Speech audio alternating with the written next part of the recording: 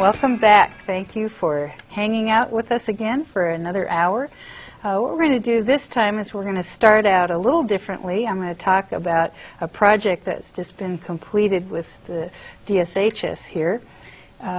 A little history about it is when I was working for the health department under a grant from the Centers for Disease Control, I had to write a manual on fetal alcohol syndrome, which I still think is very good, but the Centers for Disease Control is pretty data-oriented and academic, and I felt at the end of it that I had done something good, but my way of training is storytelling, and I felt very frustrated as a storyteller. And I was over at Robin Ledoux's house one day. Dr. Robin Ledoux is a clinical psychologist in the Seattle area who's worked with FAS for 20-some years as an expert, has been called out to places all around the world to talk about this. And I said to her, you know, I would love to tell stories about fetal alcohol syndrome using animals and a Native American storytelling format. And she, being the person she is, jumped on it. We sat down, got the computer out, and started talking. And we came out with 4 stories, which are developmentally designed. They go from 0 to 5, 6 to 11, 12 to 17, and adult. They're called Together, Journey Through the Healing Circle. They have won several awards, international and national, and actually today DSHS received an accommodation from Governor Locke for this work, and we're very proud of it. It's affordable as well. And there will be tapes, videotapes, CD-ROMs, books, and a coloring book available. The whole package, I think, is $60. And when I come back, I'm going to tell you exactly how to access that. And the first one we're going to show you is the first one, the 0 to 5, and it's a story about a little fox named Stays in the Moment. And Julie is the person who introduces the film. So when you see her on camera in a different outfit, don't think she's a quick change artist. She's actually in the video. Maybe you want to talk a little bit about the video. Well, actually, the videos, we've used them at our home with our children who are alcohol affected. And, you know, I mean, I have to say that, of course, the kids were very interested in watching themselves, because you will see pictures of my children throughout this video. There's a number of children who taped for 2 days, all day for 2 days, through this videotaping process. And Floyd Red Curl Westerman is the narrator, the storyteller in these videos. And I think you'll recognize Floyd when you see him. He was the chief in Dances with Wolves. And he's on X-Files lately. And on X-Files lately.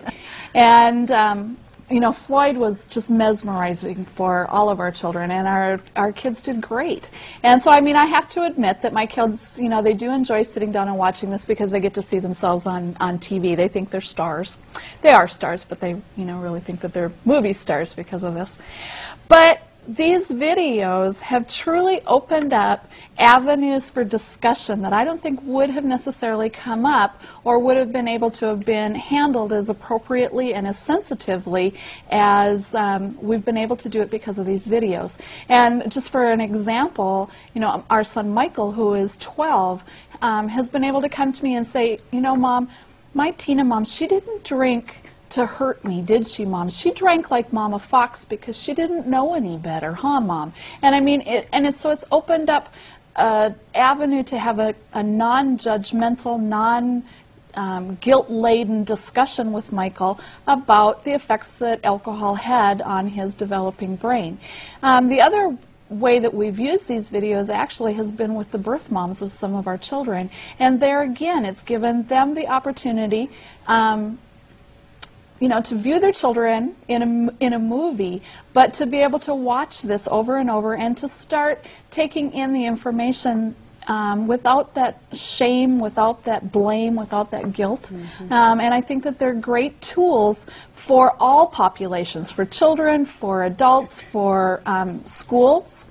They could be used as educational topics and stuff within schools. And in each video, as a matter of fact, within each video, there is a video or educational guide, and it will actually give you questions and answers that you can actually hold then discussions with the group of people that you're having training with. So. And in the books, at the end of the book is a more clinical discussion about what's touched on in the story. And we tried to write the stories thinking about real cases that we were familiar with. And obviously coming up with a name like Stays in the Moment was to really talk about the behavior of a child from 0 to 5. But also remember that the things you're going to see in this video may not disappear because the child hits puberty and then becomes an adult, that many of the behaviors that are going to be discussed in the first video will be something that is seen throughout the life of the child and in all the stories. So let's sit back, and hopefully you will really enjoy this, and we'll come back and hopefully get a few calls from you, answer some questions if we need to,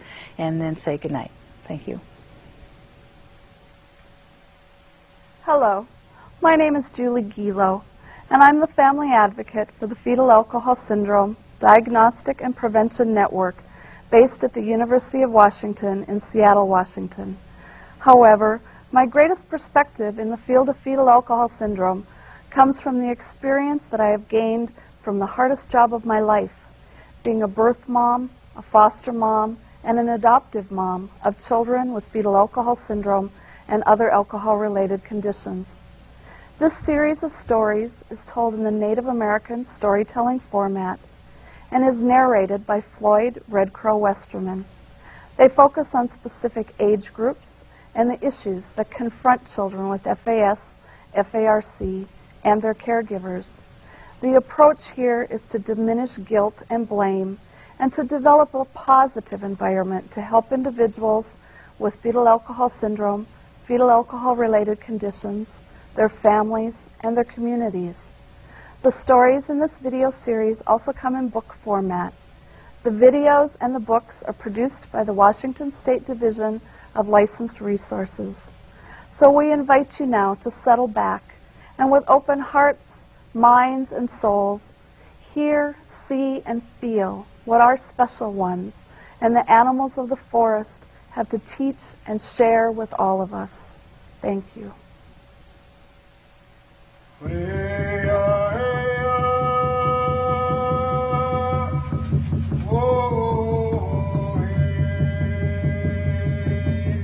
We have gathered here with Grandfather, our Creator, the ones who fly, the ones who crawl, the ones who swim, the ones who walk on 4 legs, and those beautiful spirits, those who have fetal alcohol syndrome and fetal alcohol-related conditions, who have come to Earth as volunteers to teach us what we need to heal in our communities.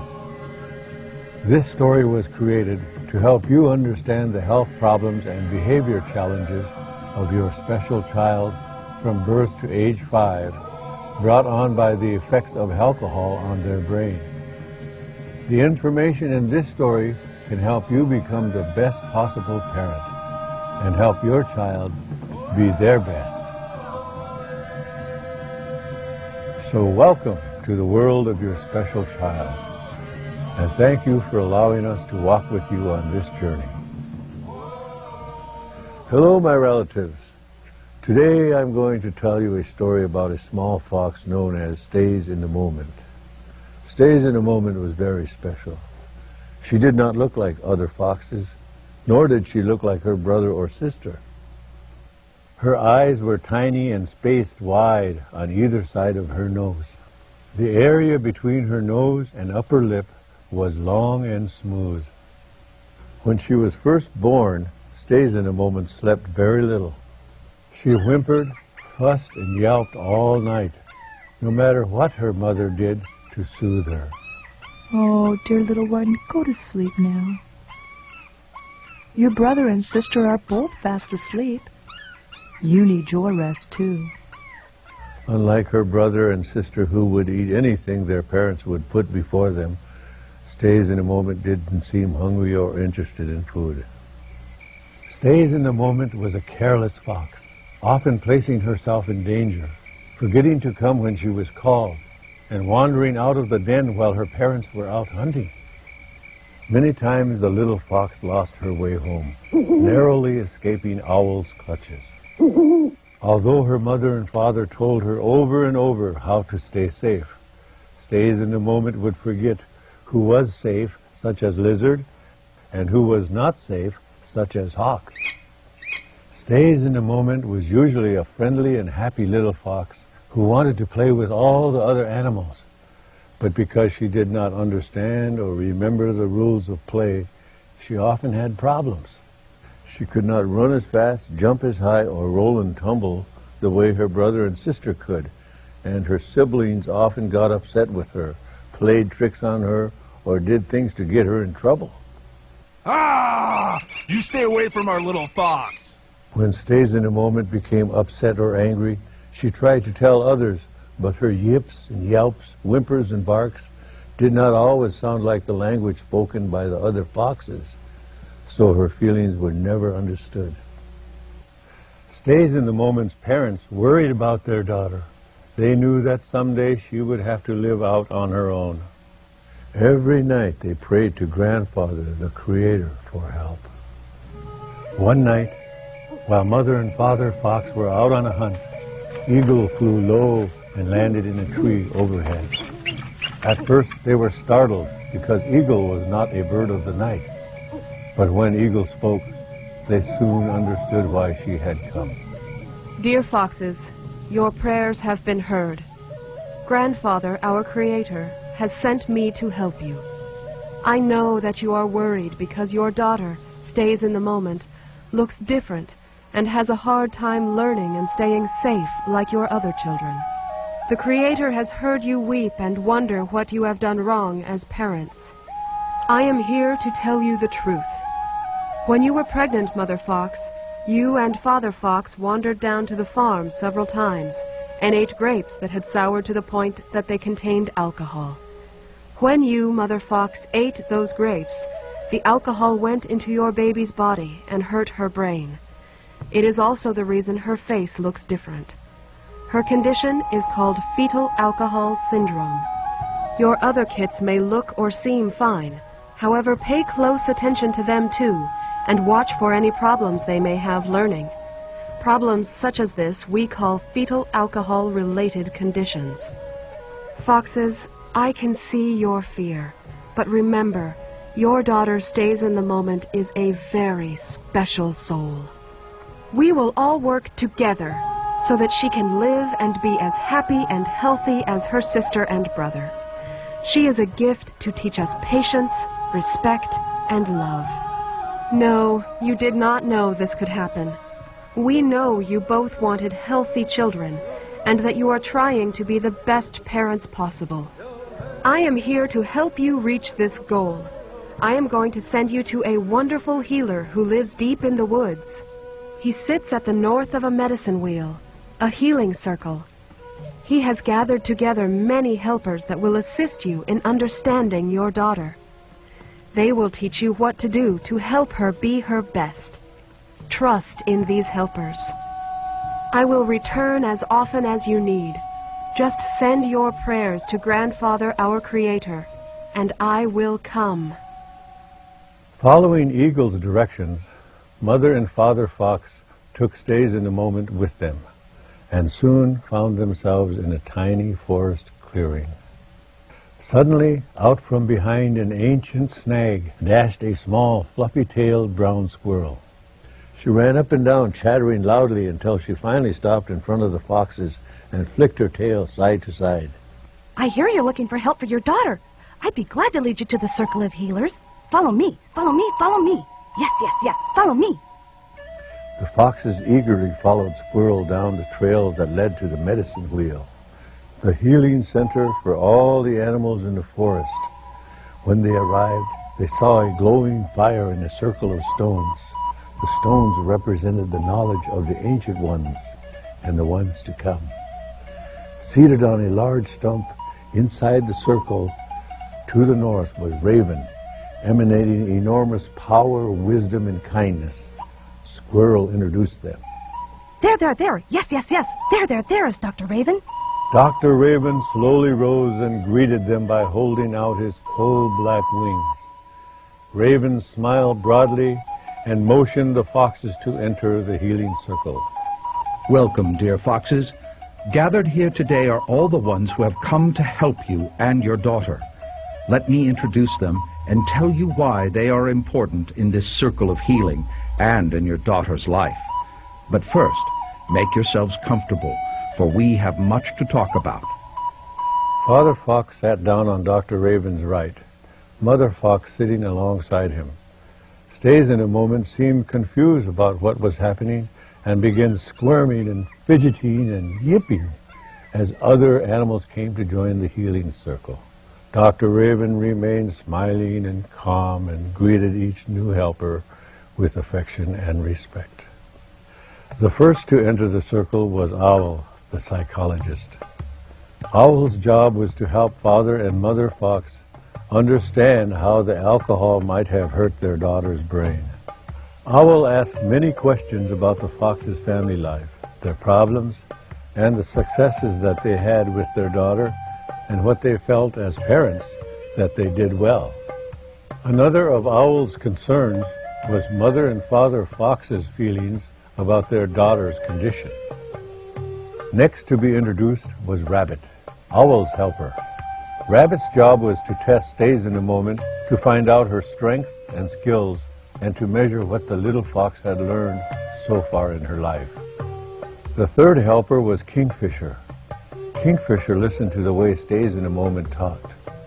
From her speech patterns, he could understand how Stays in a Moment's brain worked, how she learned, and the types of help she would need to understand her everyday world.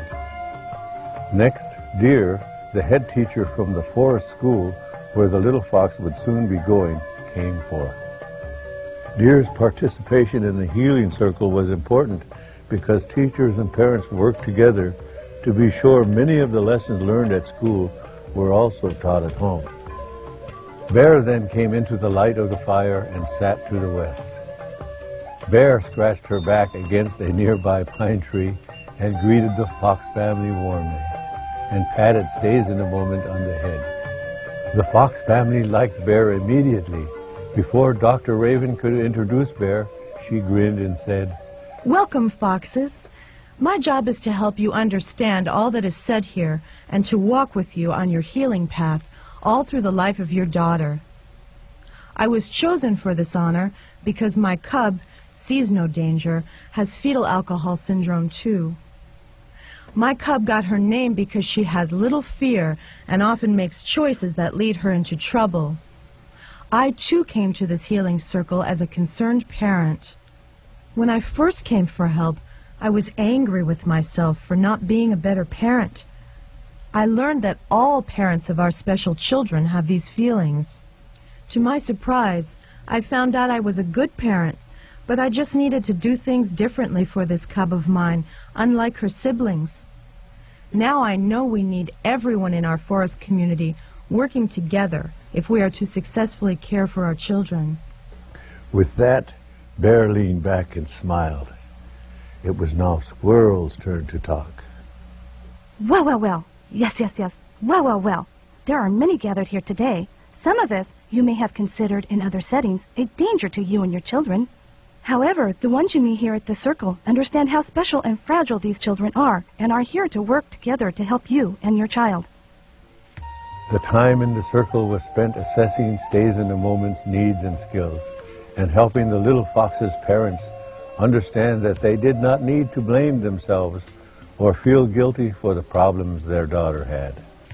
Dr. Raven and his team knew that this was often the case when a child was born with fetal alcohol syndrome and fetal alcohol-related conditions. They also knew that parents love their children and want what is best. After all, that is the reason, despite their fears, Mother and Father Fox came to the medicine wheel. As the Fox family stood to leave, Squirrel jumped up. Wait, wait, wait. There is one more helper for you to meet. Bear, please ask him to join us now. Yes, Squirrel. Dear Foxes, this is our good friend, Coyote. My job is to ensure that the most important part of healthy living is not forgotten. A balance between the physical, the emotional, and spiritual needs we all have keeps us healthy. You have heard about the first two. I am here to remind us that stays in the moment, is a beautiful spirit who can teach us love, patience, and respect. Caring for her requires that we all work together to make the best possible life for our children, families, and everyone here in our forest. On this sometimes sad and perilous journey, remember to look for the joy and humor. Your daughter, if you pay close attention, will teach you about all of these. With these words, the healing circle ended and the Fox family returned home, their hearts much lighter. But it was not easy. Mother and Father Fox at first were overwhelmed by what they were told, shown, and given to read. It seemed a huge job to make the changes that had been suggested. However, it became clear that in order to ensure the safety of their little fox, it was necessary to practice what they had learned in the healing circle. On a day when the foxes were having trouble with Stays in the Moment and her siblings, Coyote knowingly came to visit. Mother and Father Fox, it is time that you talk to someone else who has been through these struggles. I suggest that you talk to Bear. Her cub sees no danger, has done similar things as your little fox. Bear can help you.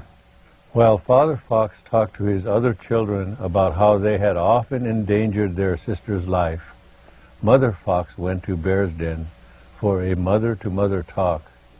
Bear listened lovingly and quietly while Mother Fox spoke of her fears, pain, frustration, hope, and love for her daughter. Mother Fox cried as she described how when her little fox was scolded, would whimper with sadness and tell them why she didn't know she did dangerous things. Deep down inside, Stays in the Moment was sad. She wanted to make her parents happy and felt she was a failure. I think we often expect too much of our daughter, as well as too much from ourselves. Stays in the Moment is easily frustrated and irritated, and my other children are often jealous of the attention their sister gets. They trick and they tease her, trying to upset her. Sometimes we're not sure how to balance her special needs with those of our other children. When Mother Fox had finished, Bear asked her what she felt the Fox family had gained from their visit to Dr. Raven and his team at the Healing Circle. Now we see many of her challenging behaviors as expressions of her not understanding the world and what people want her to do. Mother Fox told Bear about some of the new practices she and her mate had begun. One was to bring home as much as they could of what their daughter liked to eat. Another was having all their children eat at the same time every day. As a result, Stays in the Moment was doing better with her eating. Another new teaching method was showing little fox how to do it rather than just telling her what to do. Most of all, they celebrated every time little fox did something new or was successful. Achievements were measured differently for this special child, and both Mother and Father Fox accepted the fact that this daughter would need their help all her life and would not be as independent as the other children. Bear told Mother Fox how she understood the challenges that she and her mate were experiencing. It is a hard and sometimes lonely journey when your child takes so much time and energy. Having been down that road myself, what I know is that you're heading in the right direction. The most important decision you have made is to ask for help. Bear added that help comes in many forms, not just what is received from the helpers in the medicine wheel, but also in our quiet conversations. Help can come from aunts, uncles, brothers, sisters, cousins, and friends and neighbors. They can all learn to be more patient with our children and show them what they want with actions, not just words. Our entire forest family can help you and your family as we are taught to do by our Creator. Mother Fox bowed her head in silent thanks. As she said goodbye and left Bear's den, Coyote appeared at her side. Love, respect, structure, and laughter. These are the keys. Go home, Mother Fox. Go and love your child. Share what Bear has told you with your mate and all of your children. Eagle, Raven, and the other helpers you have met are here to support you, as I am. Go now. Go and learn from your children. Call on us. We will answer.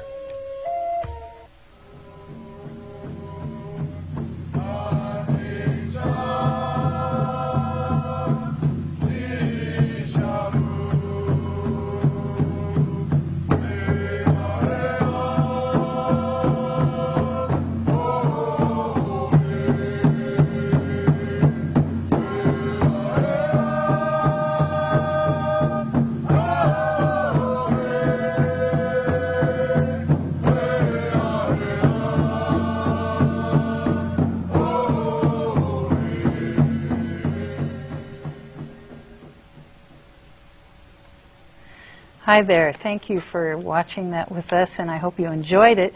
If you'd like to get more information on how to order the videos, there are 2 stories in each video, CD-ROMs, there's a coloring book, and the books themselves. You can call 1-800-662-9111. That's the Alcohol Drug-Free Clearinghouse. Again, that's at 1-800-662-9111. Also, you can go to the DSHS website and link to it. It's www.wa.gov/DSHS. www.wa.gov/DSHS. And if you didn't figure it out, Julie was there, and you saw her beautiful children in that video, and maybe next week we'll have some time and we'll see one of the other ones as well.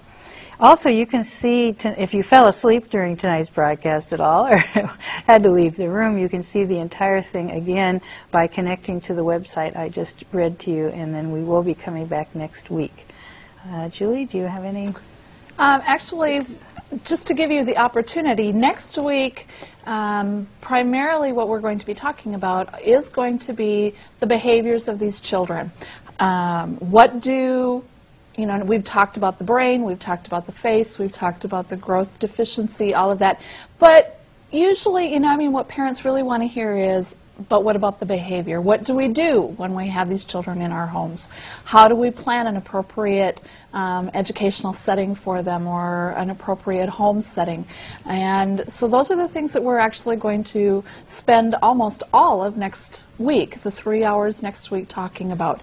And I'll be using a lot of examples and pictures of my children to give you kind of specifics on how each child works, how they operate, but how they're different from each other. I may have 7 children in my home with the same diagnosis, but believe me, they are all very, very different children, and we're going to talk a lot about that next week.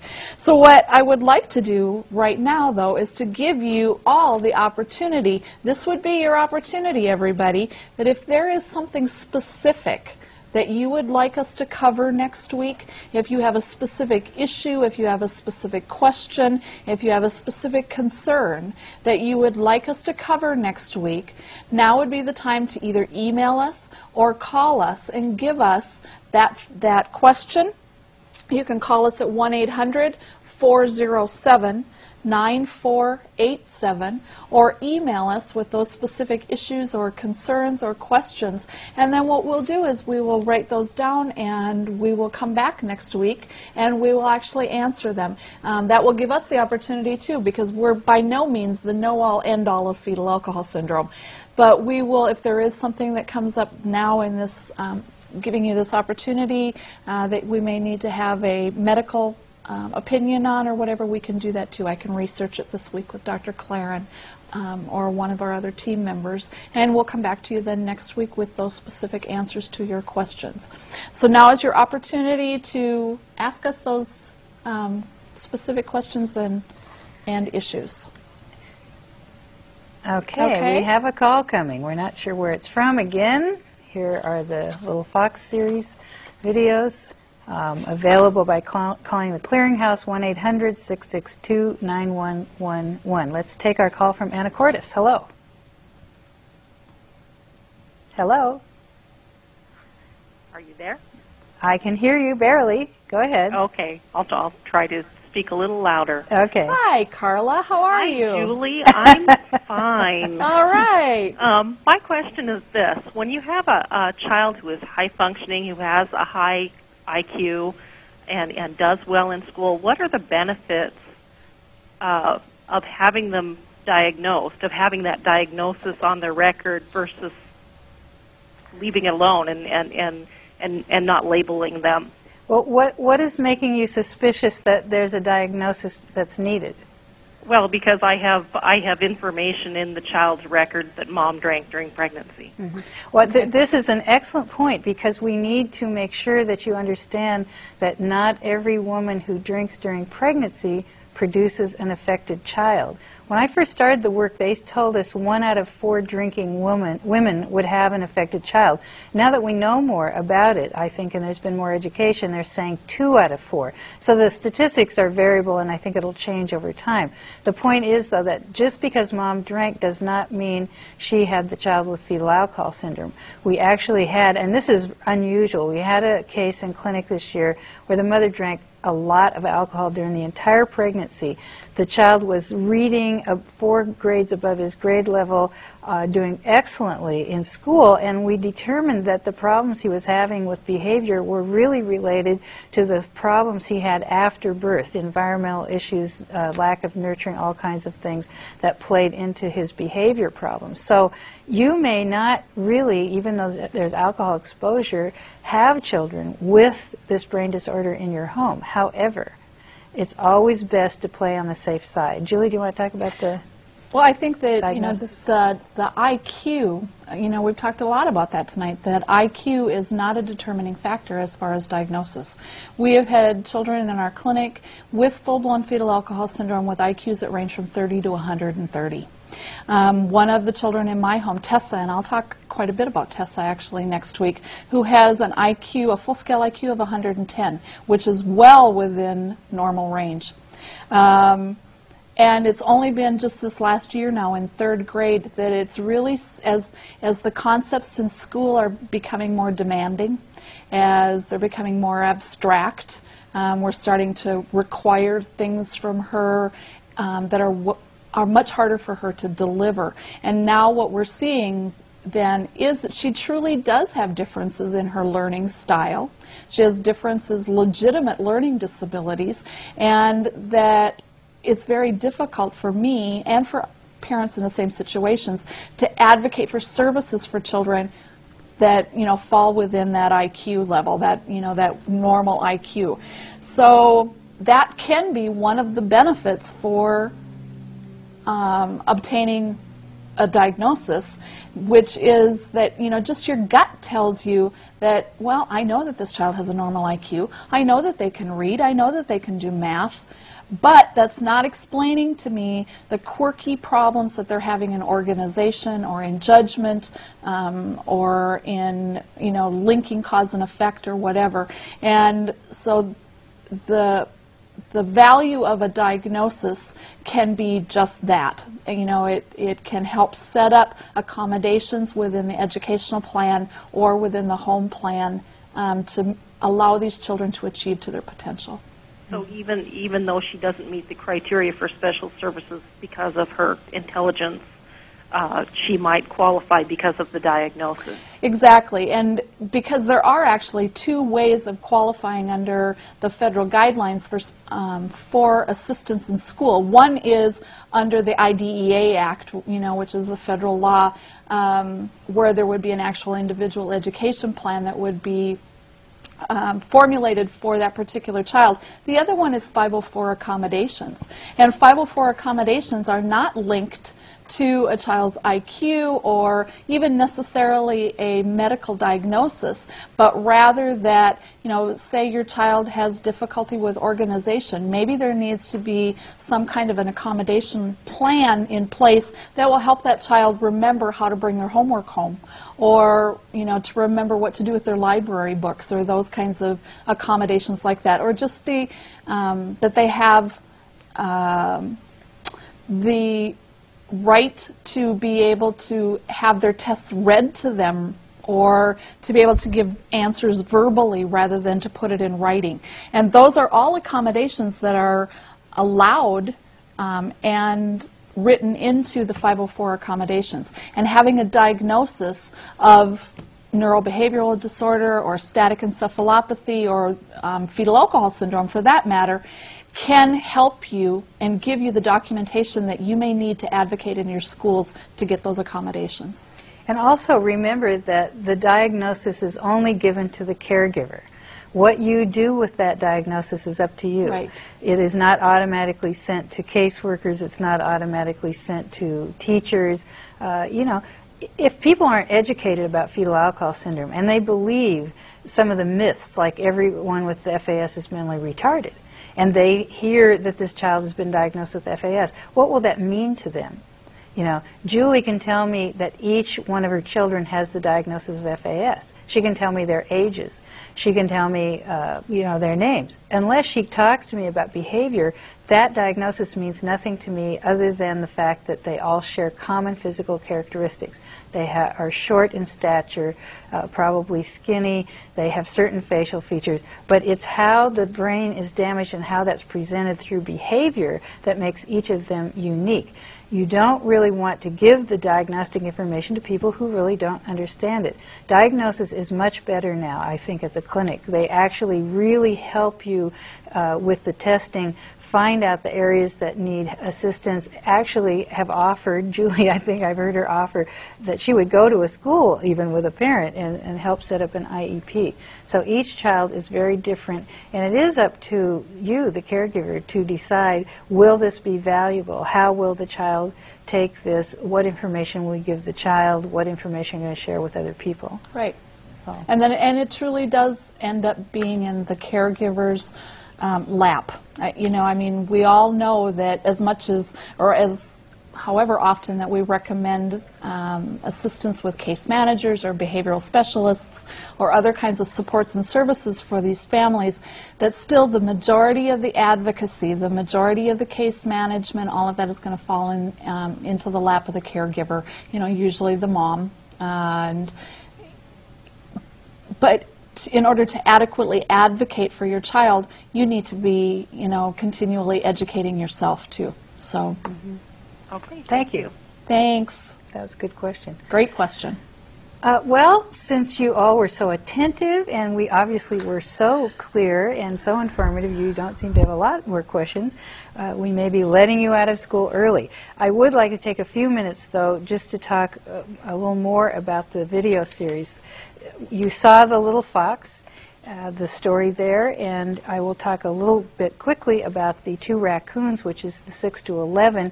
In this scenario, the adults become addicted to alcohol that they come across at campsites and eventually wander into town, getting closer to danger because of their addiction, and do get killed, and they are brought to the healing circle for adoption.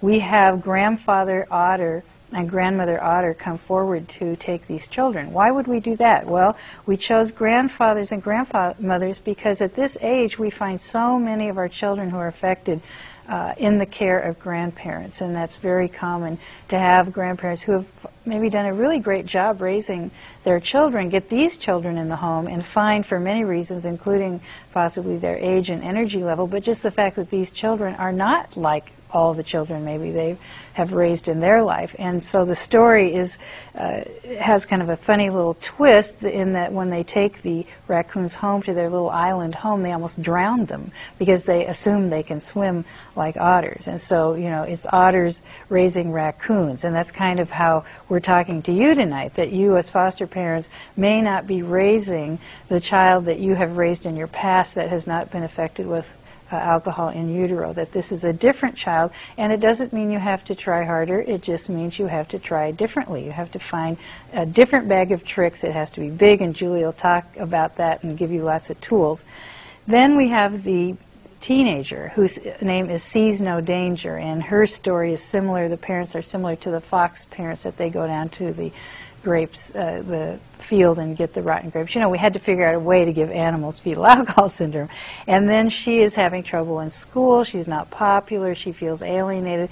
And in clinic, we do see this happen with our teenagers, that we have the kids before puberty coming in for diagnosis, and even though they may have horrible incidences in their lives, being burned with cigarettes and not fed and molested and all kinds of things, they still tend to be pretty much happy-go-lucky kids. And resilient, yeah. And very resilient. When they come into clinic, puberty and later, you start to see this depression. And I would say every teenager we've seen in clinic has been clinically depressed, and there's been suicidal ideation or attempts. And my theory, my personal theory, not based on any research, but just observation, is that the teenagers are dealing with three things, I think. One, hormones, which I think destroy all of us for all of our lives. And they are also dealing with having been told for 10, 11, 12, 13 years that they don't fit in, that they're bad. You know, they're just not like everybody else. If they just tried harder. Yeah, if they tried harder, they would do better, et cetera, et cetera. And the third thing that may not really be in their consciousness, but it's somewhere there, even cellularly, they really are recognizing somehow that they do not fit in with their peer group.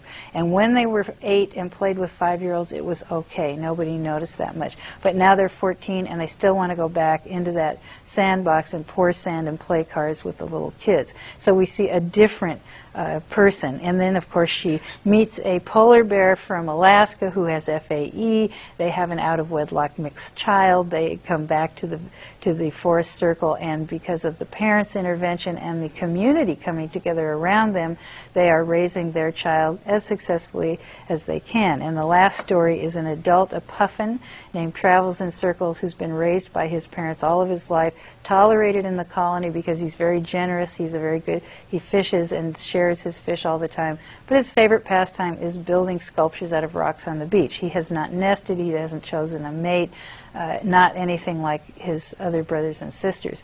Mom and Dad pass in a bad winter, and he ends up following orca and whale down to the Seattle area, gets caught by the aquarium, breaks out of there with the Doolin boys, who are the penguins, which represent that criminal element that is so easy for our folks to be involved with. Because of his distractibility, however, he forgets to watch while they rob a boat and wanders off with octopus, ends up in the forest. And he is the adult that we see who's successful, like the young teenage picture that we showed you earlier, who now is a mother married with kids. Is that his story ends is that the Woodpecker family takes him in, and Misty Woodpecker, the daughter, is the aide at school. He goes to school to help her, where he does learn to write himself and read, and helps the kids by spelling out words on the ground with rocks, and then proposes to her, and she recognizes that she's going to have to take care of the bills, she's going to have to, really caretake their life, but he's so sweet and lovable and wonderful, and she says yes. So we've tried to cover many scenarios that are common to not only the different age groups, but the lives of people that are affected from birth to death. We have just a few minutes left. If we're not getting any more emails or calls, I think we will say good night, and we look forward to being with you next week. And Julie will be taking the lead, as I said earlier, talking a lot more about the effects of alcohol on the brain and how that's presented through behavior and interventions. We hope you call us. We hope you email. We also want you to share what you've done that works with your children. So thank you very much for watching. Thank you. We'll see you next week. Good night. Good night. Okay.